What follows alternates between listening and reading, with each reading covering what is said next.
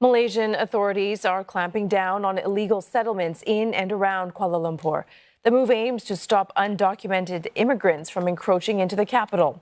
The operation has raised concerns of rights groups, including the UN Commissioner for Human Rights. CNA's Melissa Goh files this report. It's 1 a.m. A joint operation between the immigration, the police and the city council is underway on the fringes of Kuala Lumpur.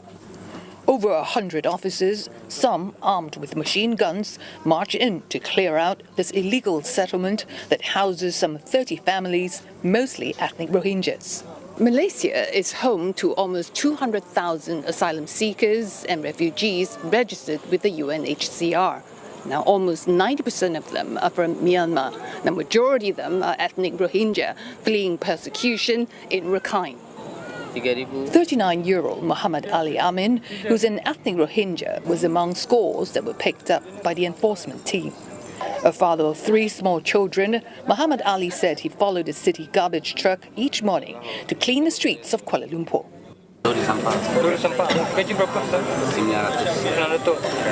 For 2 decades, he and others have been moving from one settlement to another, paying almost half of what they earn to thugs for a roof over their heads.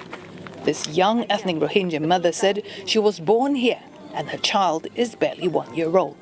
Anak berapa? Satu. Umur berapa? Saya 17. More than 52,000 refugees in Malaysia are below the age of 18.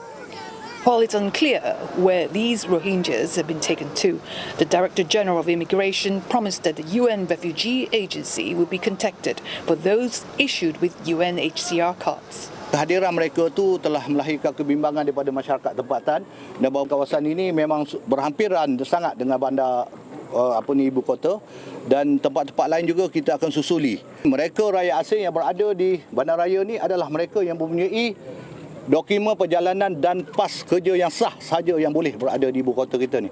According to official statistics, the influx of documented migrant workers has pushed the number to exceed 3 million. Combined with undocumented workers, their numbers could be around 5.5 million based on unofficial estimates. This is one of the illegal settlements housing Rohingya refugees, and because they are not allowed to work legally in this country, they are doing menial jobs in the city to support their families. Rights groups said as a result, they are easily exploited. For a very long time, there has been a proposal put forward to the Ministry of Home Affairs and to the government of Malaysia that the refugee community in Malaysia, which is sizable, should be encouraged to work. Should be trained if necessary, provided the skills if necessary, and then to get a job in Malaysia itself. Now this will be very helpful because you don't have to bring workers from Nepal or even from Bangladesh or outside. But unfortunately, we're not tapping it though. We're not tapping it, and we treat them as if they are outcasts. In fact, just raised with me that they are paid 900 ringgit for the job they do.